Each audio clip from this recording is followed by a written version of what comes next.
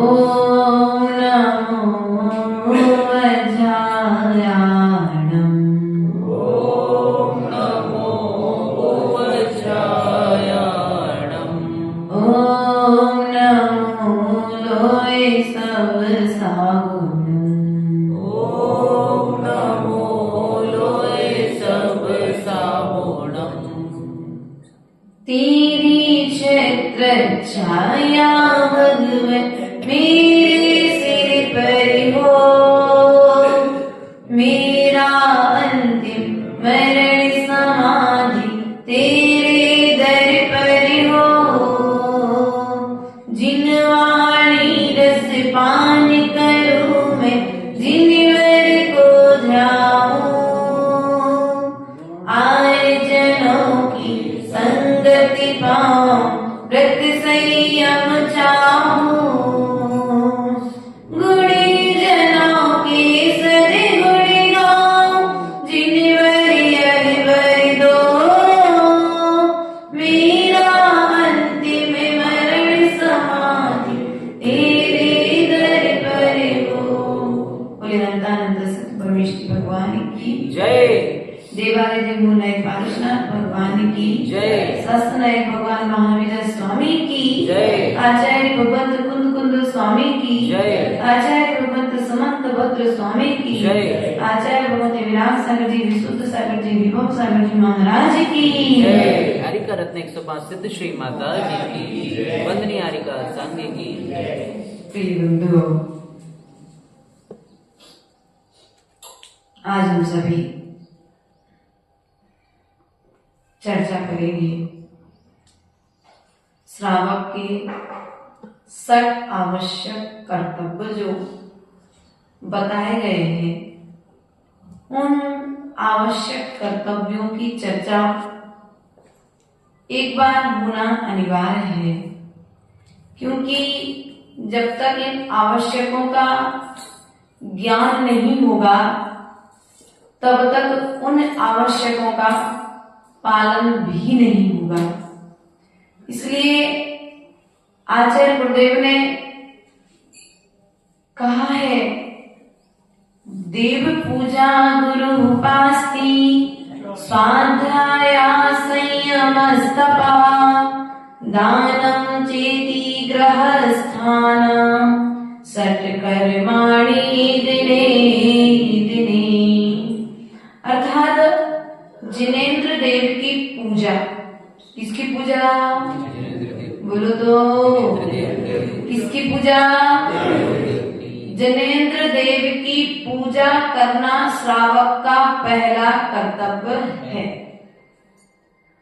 अब जिनेंद्र भगवान की पूजा किस प्रकार से करना है, किस रूप में करना है, कौन कौन से अतिचारों को से दूर होकर के करना है, ऐसा तो नहीं एक थाली से दूसरी थाली में द्रव्य चली जाए और मन कहीं पर रह जाए, द्रव्य निर्माल्य रूप में परिवर्तित हो जाए, लेकिन तुम्हारा मन कहीं और किसी और के मनन में लगा है, तो यह पूजा करना भी सार्थक। तो देव का स्वरूप क्या है? तो जो हितोपदेशी हैं, जो सर्वज्ञ हैं, ऐसे वीतरागी हैं, उन्हें क्या कहा है? देव कहा है। अर्थात जिनेंद्र, जिन्होंने अपनी इंद्रियों के लिए जीत लिया है, उन्हें जिनेंद्र कहा गया है। तो आचार्य भगवान क्या कहते हैं कि सर्वप्रथम अपने शरीर की शुद्धि। क्या प्रश्न आता है?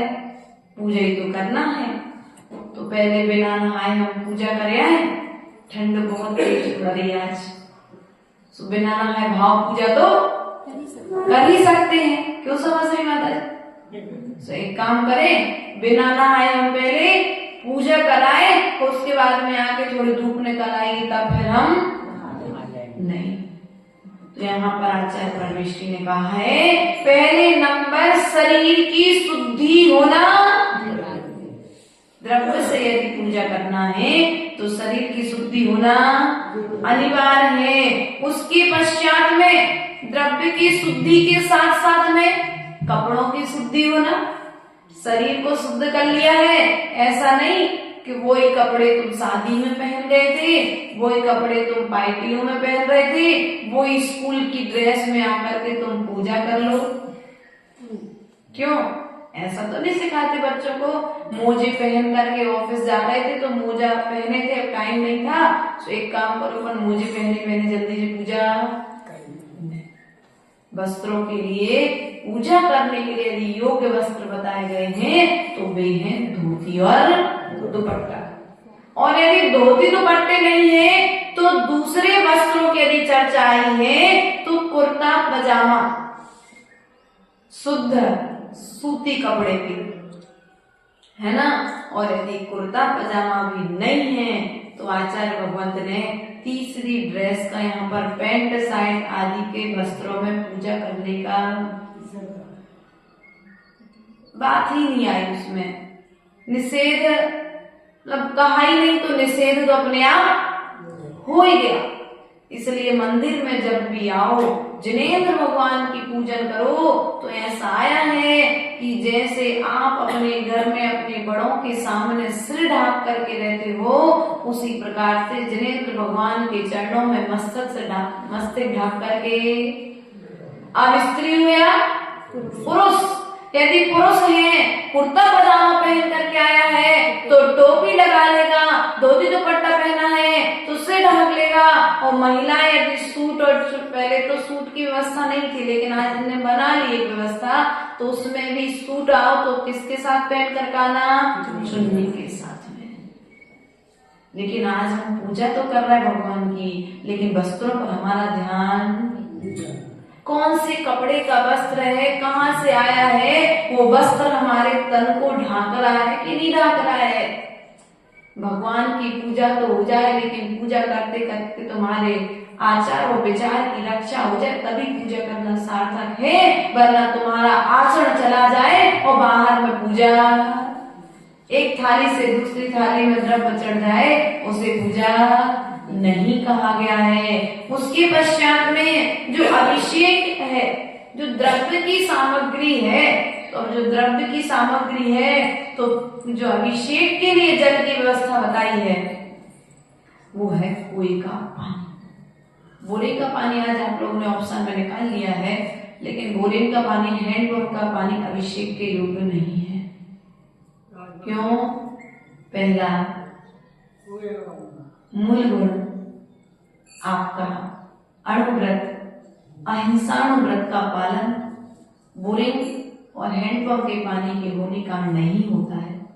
इसलिए आचार्य परमेष्ठियों ने उस बोरिंग के पानी का और हैंडपंप के पानी के लिए ग्रंथों में नहीं लिखा है।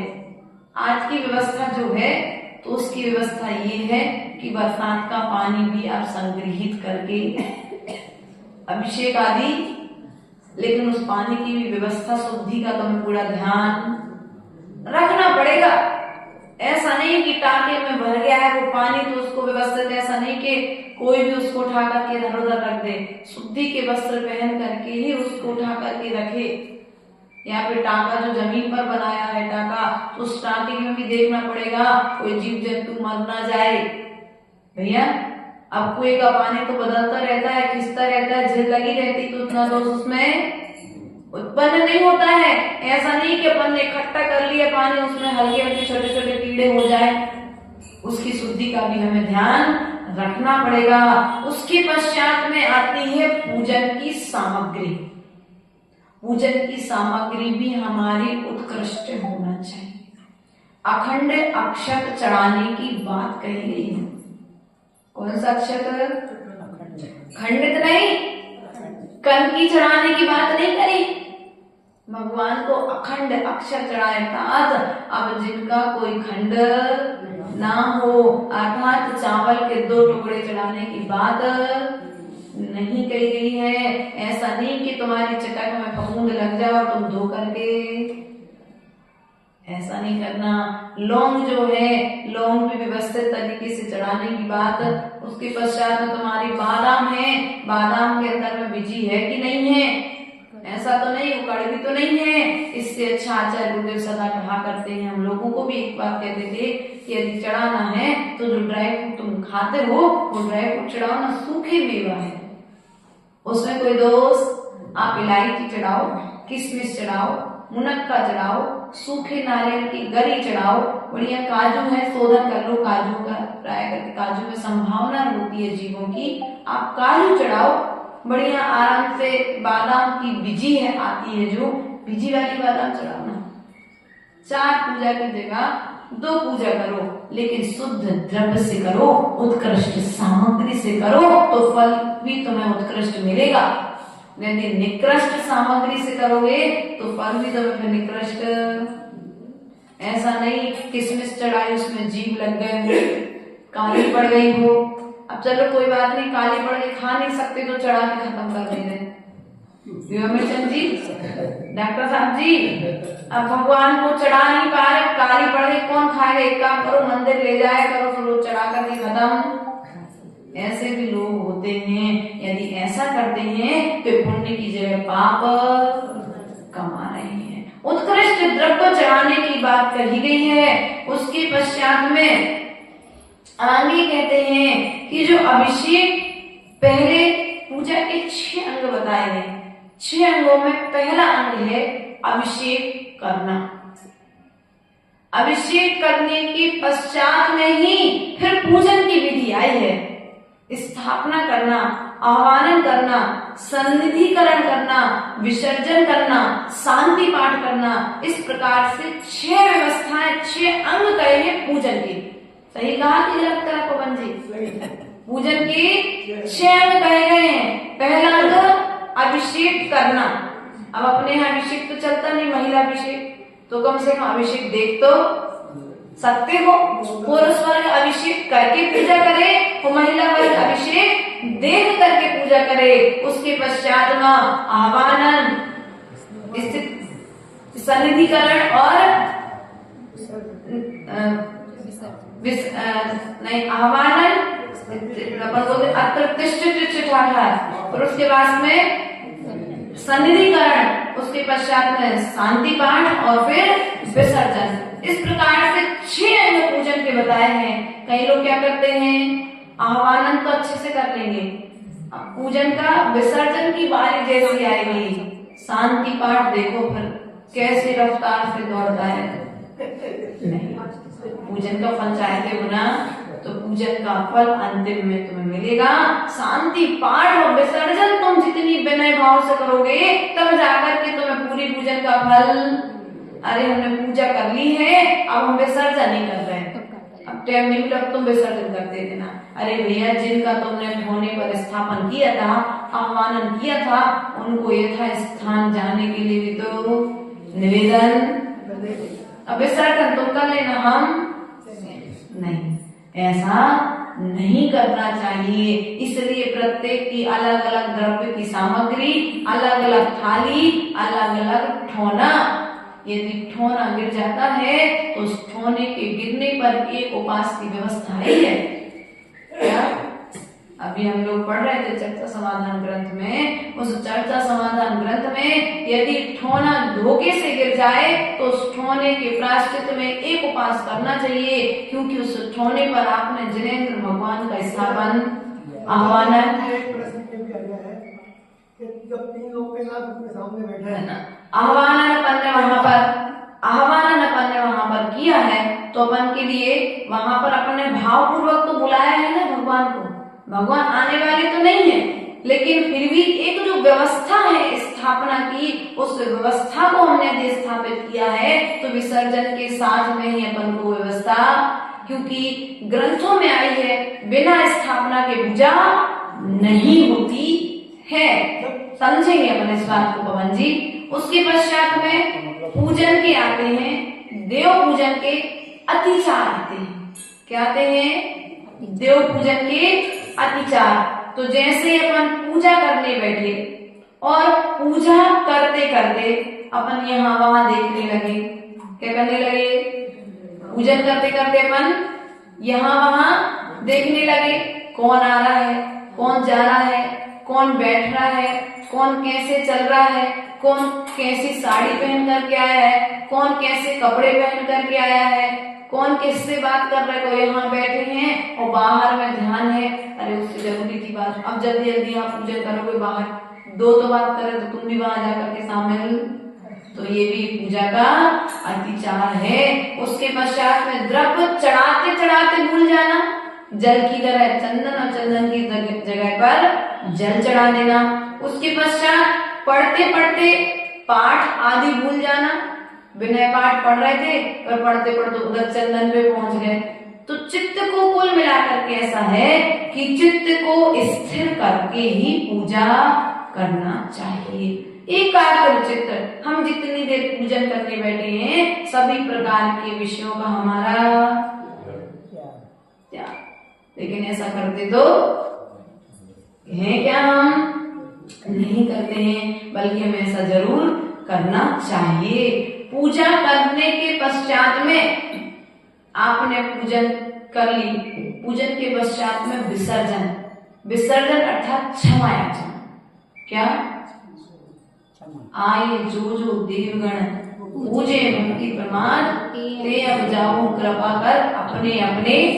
अब तुम्हें लग रहा है प्रसाद कि तुम अकेले पूजा कर रही हो द्रव्य से, लेकिन तुम्हारे साथ में अन्य देवी देवता भी बाजू में तुम्हारे बैठे होंगे, तुम्हें दिख नहीं रहे, लेकिन वे तुम्हारे साथ में पूजा कर सकते। हो सकता है कि कई बार तुम्हारी पूजा को, तुम्हारे मनोयोग के साथ की गई पूजा को तुम्हारे साथ बहुत सारे देवगण पूजा इकट्ठे होकर के कर रहे हो, और वे देवगण जाकर के तुम्हें पूजा का फल देंगे। अनंत देव तो देंगे नहीं, उनके पास तो देने लायक कुछ है ही नहीं, उन्हें सब कुछ यहीं छोड़ करके चले गए। तो अब तुम्हारे कार्य को सिद्ध कौन करेगा? जो देवगण आदि हैं, जो भगवान की सेवा में रहते हैं, वे तुम्हारे कार्य को सिद्ध कर सकते हैं। तो हमें पूजा जब करने बैठे तो तुम्हारी पूजन को देख करके, तुम्हारी पूजन को सुन करके लोगों का पूजा करने का भाव हो जाए, ऐसी पूजा करना। ऐसी पूजा नहीं करना कि अरे यार इससे अच्छी तो पूजा ना करें तो ज्यादा अच्छा है। क्या? ऐसी पूजा नहीं करना कि तुम्हारी पूजा को देख करके लोगों के भाव बिगड़ जाए, वे पूजा करना छोड़ दें। पूजा ऐसी करना, आचार्य गुरुदेव ने कल कहा था कि पूजा करता देख करके हम लेकर के आए हैं। कल बोला था आचार्य गुरुदेव ने, तो जब हम लोग, जब 2007 की बात है और 9 में आचार्य गुरुदेव आए थे, तो 2007 से लगभग इससे डबल हाल हुआ तुम्हारी मंदिर परिसर से। इसमें लगभग 50 से 100 लोग एक साथ पूजा करते थे। हमारा नित्य पूजा मंडल एक बना हुआ था, बढ़िया झांझर होता था, ढोलक होती थी, ड्रम होते थे, बजाने वाले भैया लोग होते थे। वो भैया लोग आकर के अपनी ड्रम धोएंगे, पानी गर्म करेंगे, और हम लोग 2 बहनें इस तरफ से गाते थे और 2 माइक भैया लोगों के पास में रहते थे, और बढ़िया गाजे बाजे के साथ में 1 घंटा एक पूजा में लगता था। 1 घंटा एक पूजा में 1 घंटा लगता था। उसी का परिणाम है कि आज उस पूजा ने मुझे स्वयं पूज्य बना दिया। इसलिए यदि पूजा करने बैठो तो ऐसे मनोयोग के साथ में पूजा करो। आचार्य गुरुदेव के मन में ऐसा विचार आया कि जब यहाँ 100 लोग एक साथ में पूजन करते हैं और जब मोक्ष मार्ग पर बढ़ेंगे तो हजारों लाखों को पूजन का लाभ मिलेगा। इसलिए हमारा भी आपसे बारंबार ऐसा निवेदन है, एक महाप्रति के मन में अपनी पूजा को देख करके जब प्रफुल्लता आ सकती है तो फिर सामान्य श्रावक भी तो तुम्हारी पूजा को देख करके तुमसे जुड़ेगा। उसके पश्चात में आती है गुरु उपासते, गुरु की उपासना करना, अर्थात जो समस्त प्रकार के परिग्रहों से रहित हैं। किससे रहित हैं? जो समस्त प्रकार के परिग्रहों से रहित हैं। ऐसे गुरुओं की वंदना करना, उनका उपदेश सुनना, उनकी वैयावृत्ति करना, उनकी आवश्यकता अनुसार पिच्छी कमंडल शास्त्र आदि उन्हें उपकरण भेंट करना, उनकी नवधा भक्ति पूर्वक आहार दान देना, शौच आदि के लिए उचित स्थान देना। क्या? आज धर्मशालाएं बहुत बड़ी बड़ी बन गई, मंदिर भी बहुत बड़े बड़े बन गए, लेकिन सोच का स्थान नहीं आ सकता। अपने यहाँ तो बहुत अच्छा है, समर सिटी में खुले में आप सुबह से चले जाओ, जंगल है चारों तरफ से, लेकिन अन्य अन्य स्थानों पर, इसलिए आचार्य गुरुदेव सदा कहते हैं मंदिर थोड़ा सा कम छोटा बना लो, बड़ा की जगह थोड़ा छोटा बना लो। धर्मशाला अगर तुम्हारे 10 कमरे निकलते हैं तो एक कमरे की जगह कम खरीदो, लेकिन अगर तुम्हें खरीदना है तो साधु के साधना के योग्य जंगल के स्थान की व्यवस्था भी के लिए हमें जगह जरूर लेना चाहिए, क्योंकि ज्यादा बड़ा मंदिर रहेगा तो मंदिर में भगवान और श्रावक हैं तो उतनी ज्यादा जरूरत, क्योंकि साधना के योग्य साधन कौन जुटाएगा? साधु तो जमीन खरीदने, साधु तो खरीदने जाएगा नहीं, और साधु यदि अपनी चर्या में अतिचार लगाता है तो ठीक है भैया, जो व्यवस्था है उसमें। इसलिए हमारा आपसे निवेदन है कि जब भी मंदिर बनाने जाओ, जब भी संत निवास बनाने जाओ, तो संत निवास बाद में बनाना, पहले नंबर साधु के जंगल की व्यवस्था करना, बाद में संत निवास बनाना। जैसे अपने यहाँ शैलेश भैया ने क्या किया, पहले नंबर जंगल की जगह देखी, वे जंगल कहाँ बनेगा, बाद में फिर 2 कमरे की व्यवस्था संत निवास के लिए, है ना। वैसे आप लोगों के माध्यम से भी कहीं पर कोई जब आपको सलाह देने की आवश्यकता पड़े और कोई आपसे मांगे तो सबसे पहले भैया साधु को लाओ, तुम लाओगे तो खिलाने की व्यवस्था तो है, लेकिन जाने की व्यवस्था कहाँ है? ऐसा नहीं कि खिलाने के लिए तो तुमने अपने घर में चौका लगा लिया, जो साधु ने ले लिया, अब जाने के लिए मई का महीना तो और जाना पड़े 1 किलोमीटर दूर, दोपहर में यदि किसी साधु को जाना पड़े तो 1 किलोमीटर दूर जाना पड़े, तो आचार्य गुरुदेव हमेशा कहते हैं एक दूर का स्थान होना चाहिए और एक पास का स्थान, धर्मशाला से 100 मीटर 200 मीटर और आधा किलोमीटर के स्थान की रेंज में होना चाहिए, जिससे साधु की व्यवस्था का निर्दोष पालन हो सके। उसके पश्चात में गमन आगमन में साधु जब आए तो उसको लेने जाना, और साधु जब जाए तो उसे छोड़ने जाना। जैसा आपने कल प्रेजेंटेशन दिया, परसों गुरुदेव आए थे, उसके 2 दिन पहले तो आप लेने भी अच्छे सम्मान के साथ गए थे, और जब कल गए तो आप लोग सम्मान के साथ छोड़ने भी गए। उसके पश्चात में आता है जैन धर्म में 3 लिंग बताए हैं। प्रथम लिंग मुनिराज का, दूसरा आरिका, और तीसरा लिंग क्षुल्लक एलक आदि, अर्थात योग सम्मान करना भी गुरु की उपासना है। अब क्षुल्लक जिस योग है वो क्षुल्लक के योग स्थान वहां पर दिया जाएगा। अब जैसे मुनिराज तो पिछी कमंडल शास्त्र में काम चल जाएगा, आरिका माता जी हैं तो प्लस वस्त्र हो जाएंगे इसमें, क्या अब जैसे मान के चलो आरिका माता जी का संग आया है, अभी तो ठीक है व्यवस्था हो गई। पूर्व में मैंने देखा हमारे गांव में भी जब सकलमती सत्यमती माता जी का चातुर्मास हुआ, उसके पश्चात आलोकमती और सुनयमती 2 माता जी का चातुर्मास हुआ, उसके पश्चात क्षुल्लक पूर्ण सागर जी का चातुर्मास हुआ, विद्यासागर जी के संग माता जी महाराज जी लोग प्राय करके आते रहते थे उधर। तो व्यवस्था ये थी कि श्रावक पानी उबाल देता था, अपने हाथों से छानता था, बिलछाने डालता था, और फिर वो पानी साधु के लिए गर्म करके उनकी शुद्धि के लिए रख देता था, कमंडल में डालना। उसके पश्चात में वस्त्र धोने के लिए महिलाओं के पास में इतना समय होता था कि शुद्ध छान करके पानी अपने घर में वस्त्र ले जाती थी।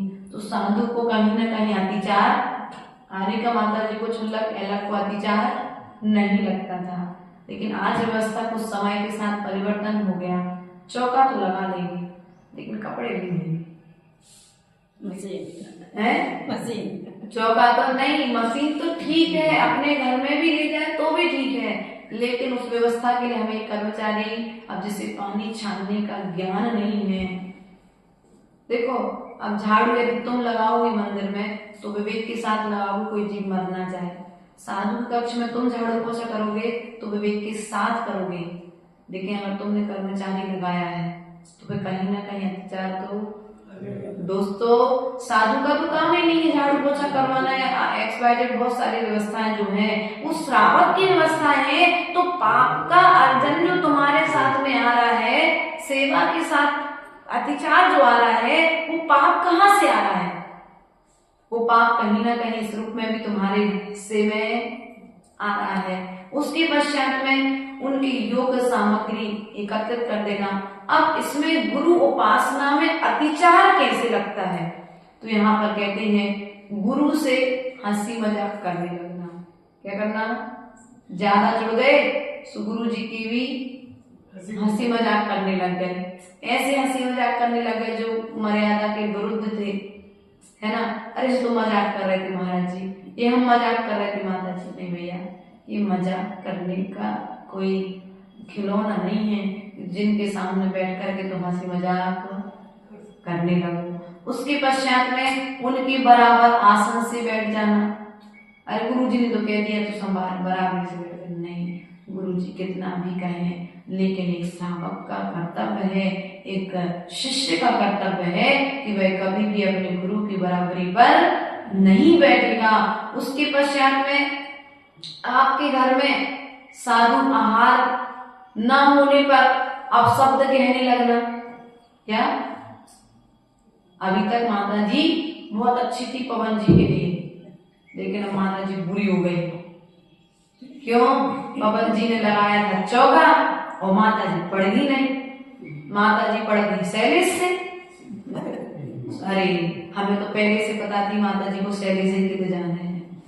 भैया तुम्हें पहले से पता थी, पर तुमने चौका ही क्यों लगाया? नहीं, ऐसा लोग गैस करके क्या करते हैं, हमें तो पता थी पहले से कि माता जी को पीछे उनको ही देने, इसे हमने फार्म नहीं भरो। इसमें भाव कर लिया। अब क्या कर रहे तुम? अब ऐसा करके तुम गुरु की अभिनय कर रहे हो।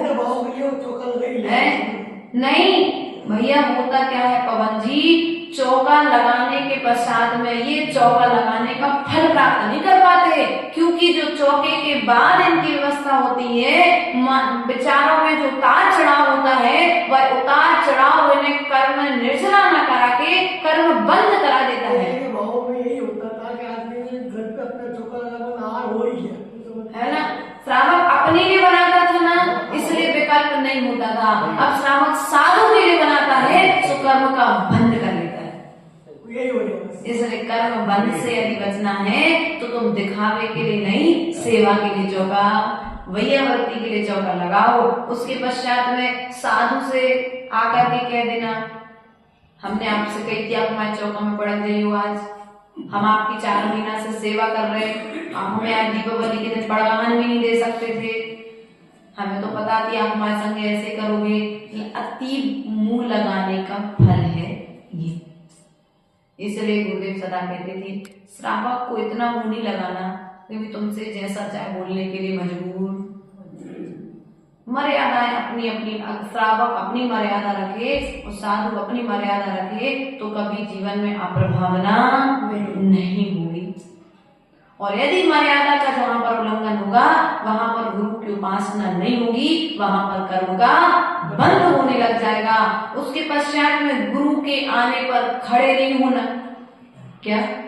गुरु जी आ गए कमरे में, आके वे अपने आसन पे बैठ गए और अपन अपने आराम से बैठे ही हैं, ऐसा भी नहीं करना। नहीं भैया, गुरु आए तो तत्काल अपने स्थान से खड़े।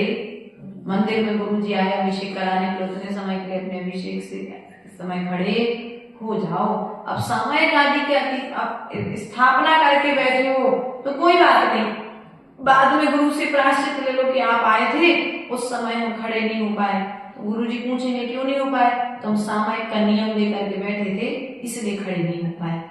या फिर जब नियम बैठो उस समय इतना नियम लेकर के बैठो कि गुरु आएंगे तब समय गुरु आज्ञा पर इधर उधर होने की छूट और गुरु आज्ञा पर हम अपने स्थान से उठने की उतना नियम लेकर के बैठो। या फिर ऐसे स्थान पर ही नियम लेकर के मत बैठो जिस स्थान पर अतिचार लगे। हाँ, जब आप 3 लोग के नाम के हम दर्शन कर रहे हैं, उस टाइम बालिका और महाराज कोई भी आए तो उनका पेट छूना चाहिए कि नहीं छूना चाहिए?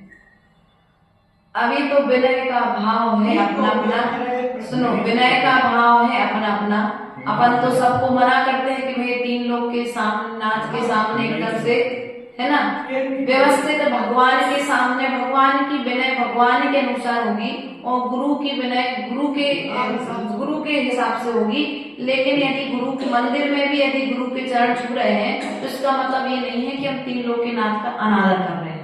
समझना मेरी बात को। यदि मंदिर में आकर के भी यदि आप मनीष से जय जिनेंद्र कर रहे हो तो इसका मतलब ये नहीं है कि आप भगवान का अनादर कर रहे हो।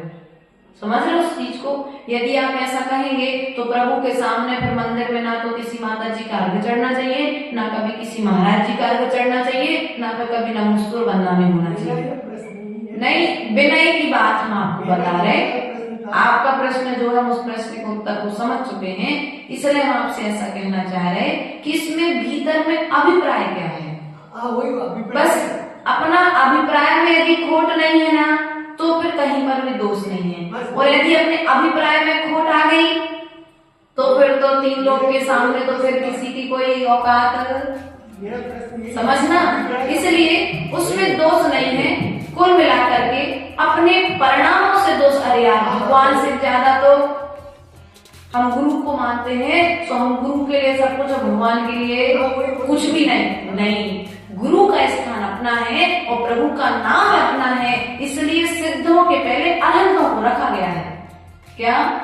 गुरु के रूप में सिद्धों के पहले पंडित जी अरहंतों को रखा गया है। बल्कि जिनके पास में अभी संसारी है, 4 घाटिया कर्म, जिनके पास में घाटिया कर्म है, पूर्ण रूप से जिन्होंने भी कर्मों को क्षय, ऐसे अरहंतों को पहले नमस्कार क्यों किया फिर? इसलिए लिखा है कि प्रभु के बाद यदि कोई मार्गदर्शन देने वाला है तो वे गुरु हैं। इसलिए सिद्धों के पहले अरहंतों को नमस्कार बोलो तो।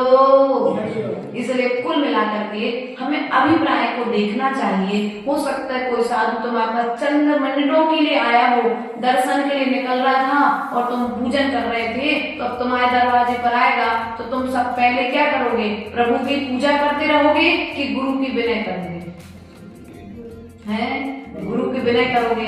मालूम पड़ गया कि मेरे समर सीधी के गेट से प्रवेश हो गया है, हम गेट तक तो नहीं पहुंच सकते, लेकिन मंदिर के दरवाजे पर प्रक्षालन की व्यवस्था तो बना ही सकते हैं। मंदिर से थोड़ा सा आगे जाकर उनकी आगवानी तो कर सकते कि नहीं कर सकते। तो अपने अभिप्राय में क्या है, वह अभिप्राय तुम्हारे लिए पाप पुण्य का कारण बनेगा। इसलिए अभिप्राय को व्यवस्थित ध्यान में रखते हुए प्रभु के सामने भी यदि हम गुरु का अर्घ चढ़ाते हैं तो इसमें प्रभु का उसमें कोई अनादर नहीं है। ये तो प्रभु के बताए हुए मार्ग पर चल करके हम गुरु की विनय, उस बताए हुए मार्ग के अनुसार यदि अपन ऐसा कहेंगे तो देव शास्त्र गुरु में जो अपन पढ़ते हैं गुरु की पूजा होती है, तो फिर मात्र देव की पूजा होना चाहिए। गुरु की पूजा प्रभु के सामने नहीं होना चाहिए। अपना अभिप्राय किस प्रकार से उस विषय को ग्रहण करना पड़ेगा। उसके पश्चात में अनादर करना, गुरु से बहुत जोर जोर से चिल्ला चिल्ला करके बात करने लगना, अपनी बात को मनवाने के लिए दबाव डालना, क्योंकि बहुत सारी परिस्थितियां बनती हैं श्रावकों के बीच में रहते रहते। कई कम ज्ञान होता है जैसे कई साधुओं के लिए, तो श्रावक अपनी बात को सिद्ध करने के लिए क्या करता है, साधु को चमकाने लगता है। क्यों अमीरचंद जी? साधु को भी, इसलिए आचार्य गुरुदेव कहते थे ज्ञान की कीमत नहीं है, ज्ञान के साथ साथ में आचरण की कीमत है। और यदि ज्ञान दीपक में तेल कम हो चलेगा, लेकिन प्रकाश देने का गुण यदि है तो वह कम तेल भी कुछ समय के लिए प्रकाश तो देगा ना। इसलिए तुम चारित्र अर्थात तुम्हारा कण भर तन भर ज्ञान की अपेक्षा, क्या कहा गुरुदेव ने ऋचा भाभी, तन भर ज्ञान की अपेक्षा कण भर चारित्र श्रेष्ठ है। तन समझ गए और कण, इसलिए ज्ञान की अपेक्षा चारित्र श्रेष्ठ है। इसलिए वर्तमान पंचम काल में हमारे लिए प्रभु तो नहीं मिले, लेकिन प्रभु की मुद्रा को बताने वाले, प्रभु के आचरण को ज्ञान कराने वाले यदि गुरु हमें मिले हैं तो उनकी विनय हमें प्रभु की तरह करनी चाहिए, क्योंकि गुरु की विनय ही तो प्रभु बनाती है। प्रभु की विनय प्रभु नहीं बनाती, ध्यान रखना शैलेश भैया। प्रभु की विनय कभी प्रभु नहीं बनाई। गुरु ने ही हमेशा शिष्य के लिए प्रभु बनाने की कला बताई है और गुरु ने ही शिष्य को भगवान बनाया है। इसलिए प्रभु से ज्यादा गुरु का स्थान अपने जैन ग्रंथों में आया है। इसलिए तुम लोगों से जितना बन सके इस पंचम काल में प्रभु नहीं मिले, लेकिन जो गुरु हमें मिले हैं उन गुरु की विनय करना हम अपनी शक्ति के अनुसार गुरु की विनय, क्योंकि साथ में कुछ भी जाने वाला नहीं है। जो वर्तमान में तुम्हारे भीतर में भाव आएगा, जो वर्तमान में तुम्हारे भीतर में भावनाएं प्रस्फुटित होंगी, वे भावनाएं तुम्हारे भविष्य में जाकर के समाधि का कारण। गुरु तुम्हारे बीच में आए थे, 2 दिन रह करके चले गए, क्या देकर के गए? और तुमसे क्या लेकर के गए मनीष भैया? कुछ ले गए गुरु? भैया आपसे कुछ ले गए? वर्षा आप लोगों से किसी से कुछ लेके गए हूँ? दे करके गए हैं, और हृदय से जो वो आशीर्वाद दे करके गए हैं वो निश्चित ही हमारी उन्नति का कारण बनेगा। इसलिए हमेशा गुरु की जब वैयावृत्ति करने बैठो, जब उनकी सेवा करने बैठो, उनके उपासना में जब लग जाओ तो निर्विकल्प मन होकर के, निर्विकल्प होकर के लग जाओ, निश्चित ही उसका फल भी तुम्हें निर्विकल्पता देने वाला। गुरु की उपासना करते हुए भी यदि मन में विकल्प उत्पन्न हो रहा है तो अभी गुरु की उपासना प्रारंभ बोलो तो। अरे यार हम गए थे, माता जी ने हमसे तो बोला था कि ऐसा ऐसा काम कर लो, हमने तो वैसा ऐसा काम कर दिया। अब माता जी पीछे देंगे नहीं देंगे? अभी पीछे का बड़ा मैटर घूम रहा है पूरी समाज में। महिलाएं आती है हमारे पास, माता जी पीछे किसको मिलेगी? और तो और ये लोग आपस में गैस भी कर लेते हैं। कोई कहता है दीपेश को मिलेगी, तो कोई कहता है शैलेश को मिलेगी, तो कोई कहता है ऋषभ को मिलेगी। मैंने कहा भैया मुझे पता है किसको देना है, तुम लोग क्यों अपनी वचन भरगड़ाएं बर्बाद करते हो? एक दूसरे के पुण्य अपना पुण्य एक दूसरे पर थोप रहे हो, और हो सकता है तुम्हारी सद्भावनाएं लगे और तीनों को ना मिल के तीसरे को मिल जाए, है ना? इसलिए आचार्य भगवान कहती हैं कुछ निर्णय समय के साथ में होते हैं, और समय के साथ में होने वाले निर्णय सही दिशा देते हैं। जल्दबाजी में यदि हम निर्णय करने की और निर्णय की खोज की ओर जाएंगे तो वे निर्णय हमारे लिए फिर दुखदायक बन जाते हैं। इसलिए हमेशा गुरु की उपासना, क्योंकि वर्तमान पंचम काल में ज्ञान का फल चारित्र है। हम ज्ञान को एकत्रित कितने महीने करते? 8 महीने तुम ज्ञान को एकत्रित करते हो, और 4 महीने तुम्हें उस ज्ञान का आचरण करने का मौका मिलता है। क्यों है अमीर चंद जी? 8 महीने तुम्हें गुरु नहीं मिलते। चातुर्मास आदि करा करके समाज गुरुओं को जब अपने नगर में लेकर के आती है तो तुमने जो ज्ञान अर्जन किया है उस अर्जन को तुम्हें प्रयोग में लाने के लिए समय दिया जाता है 4 महीने सेवा और वैयावृत्ति के माध्यम से। अब तुम किस रूप में करते हो वो तुम्हारे ऊपर डिपेंड। 4 महीने में यदि भी तुम यदि समय नहीं निकाल पाए तो फिर तुम्हारा मनुष्य पर्याय पाना, प्रभु तो बनना है, लेकिन प्रभु बनने के पहले तुम्हें गुरु की वैयावृत्ति बोलो तो कैसे करोगे? गुरु को ताने सुना करके, गुरु से तेज आवाज में बात करके, गुरु की अभिनय करके, हैं आ गए चले गए, हमें तीसरे से कोई मतलब बोलो तो जो लाया था सो वो जाने, ऐसा तो नहीं करते। कई जगह ऐसी बातें भी यहाँ तो देखने में नहीं मिला। बहुत अच्छा अपना चातुर्मास हो गया और गुरुदेव का भी 2 दिन का प्रवास हो गया। आचार्य गुरुदेव यही बोल करके गए कि बोले बेटा मुझे बड़ी खुशी है कि तुम्हारा स्थान सर्वश्रेष्ठ है। क्या वो खुश हो गए ना तो अपने जीवन में तो खुशहाली अपने आप आ गई, क्योंकि गुरु की प्रसन्नता ही हमारे लिए बाहर में उन्नति देने वाली है।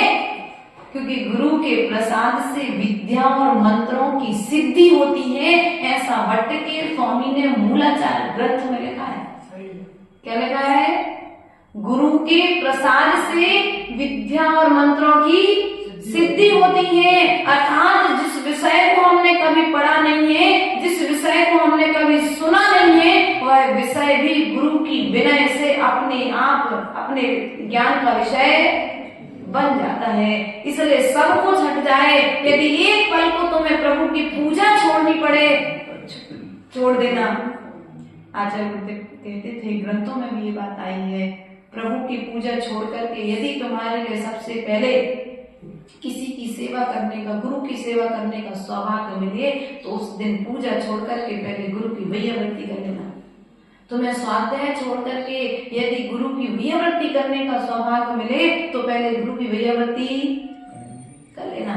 ऐसा नहीं कि मंदिर में चौकी का तो समय हो रहा, 9 बजे 8 बजे महाराज जी आए हैं और 8 बजे तुम्हारे पास खबर आई कि भैया चौका लगाना है, तो भैया हम पहले 8 घंटा तो पूजा करेंगे, बाद में जाएंगे चौका लगाने। नहीं, बुंदेलखंड में क्या होता है, साधु बुंदेलखंड में रहना क्यों चाहता है? यदि कुछ विपरीत परिस्थितियां हैं बुंदेलखंड में तो कुछ अच्छी परिस्थितियां भी हैं। अच्छे लोग भी, जहाँ बुरे लोग रहते हैं वहाँ अच्छे लोग भी रहते हैं। जैसे कांटों के बीच में कांटे ज्यादा होते हैं, गुलाब कम होते हैं, ऐसे बुंदेलखंड में कुछ श्रावक श्रेष्ठी ऐसे हैं शैलेश भैया कि यदि 9 बजे भी खबर मिल जाए कि साधु आ रहा है तो 9:30 बजे श्रावक साधु को पड़गा कर अपने घर ले जाए। कोई नहीं करेगा कि नहीं अभी हम पूजा कर रहे हैं, स्वाध्याय करने के बाद जाएंगे फिर करेंगे। और अगर किसी ने ऐसा कह दिया तो समाज के लोग उन लोगों से कहने नहीं जाते कि तुम चौका लगाओ, एक बार तुम मना तो करो, द्वारा हम तुम्हारे से कहेंगे नहीं। इसलिए धन्य है उनकी वैयावृत्ति, जो देखो तो चौका लगाने में हमेशा आगे रहते हैं, साधु का विहार कराने में आगे रहते हैं। कई श्रावक साधु के मुख से स्वाध्याय सुनने के लिए आगे रहते हैं। किसी को अलग अलग इंटरेस्ट है, किसी को आहार देने में आता है तो किसी को स्वाध्याय सुनने में आता है, किसी को पांव दबाने में आनंद आता है, किसी को साधु के योग कार्य करने में गुरु मुझे कुछ आज्ञा दे दे, हम उस कार्य को करने में आनंद आता है। लेकिन सबका उद्देश्य एक ही है कि हम गुरु की सेवा करेंगे तो मेरी सेवा का मेवा हमें कभी ना कभी तो मिलेगा ही मिलेगा। इसलिए यहाँ पर गुरु की उपासना, जो दूसरा कर्तव्य बताया गया है, गुरु की उपासना करना, उनका किसी भी प्रकार से अनादर न करना। क्योंकि हमने पूर्व में भी बताया था, जीवनधर कुमार आज भगवान बना है तो गुरु की वैयावृत्ति सुना है।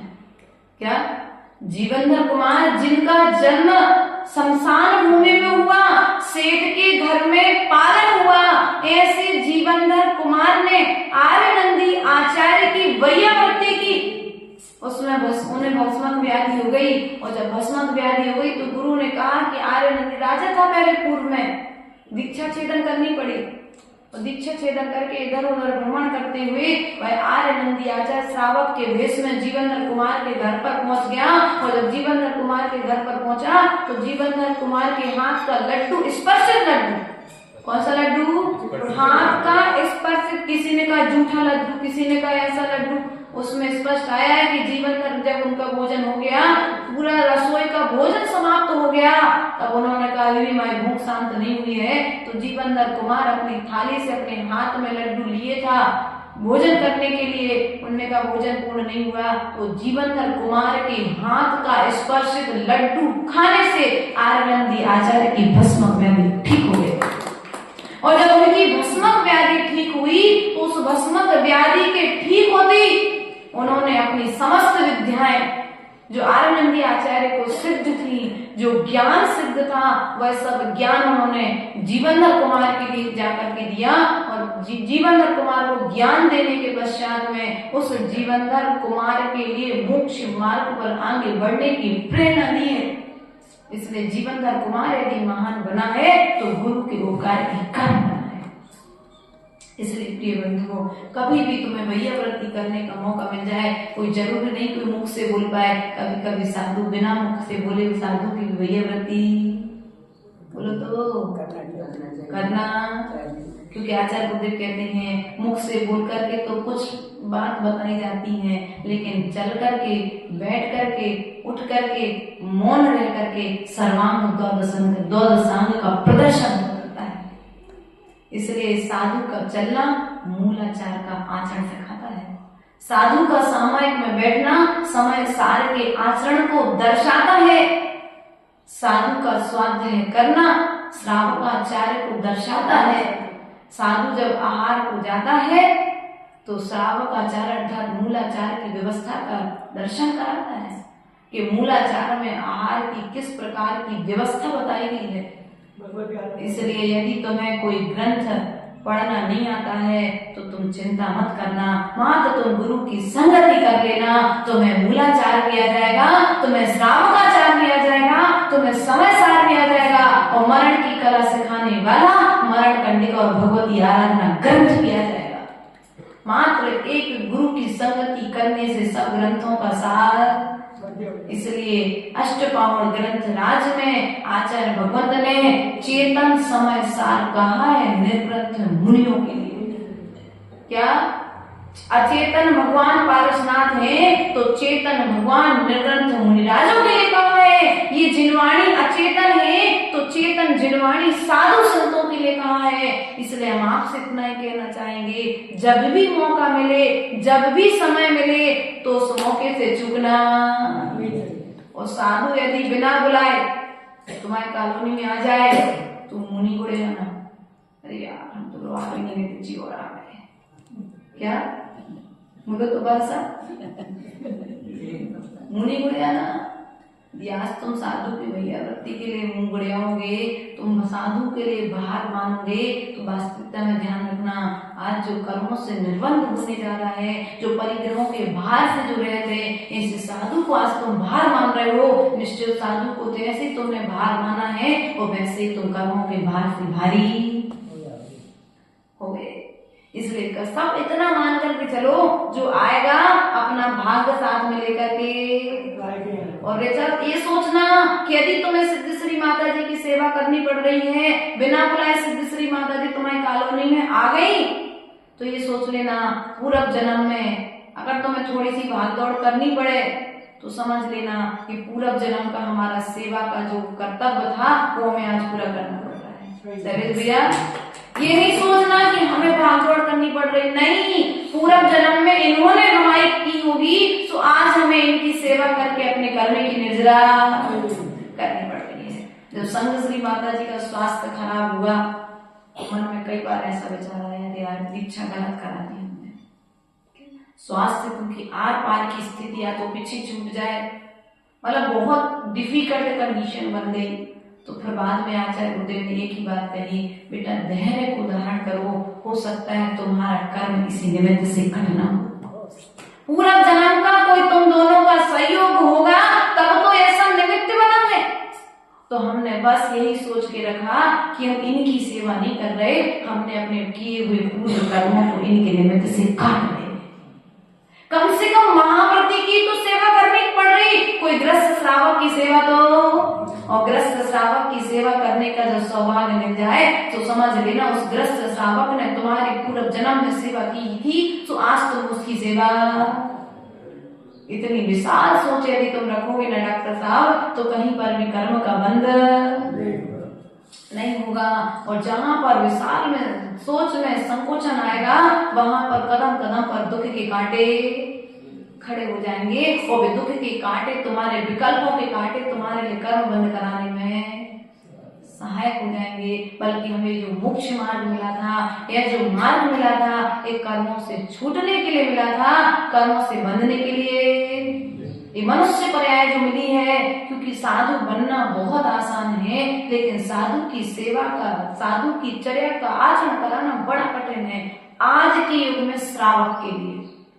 पहले के युग में नहीं रहता था कठिन, क्यों भैया मंदिर जी ओम काटो दीजिए, सही कह रहे हैं।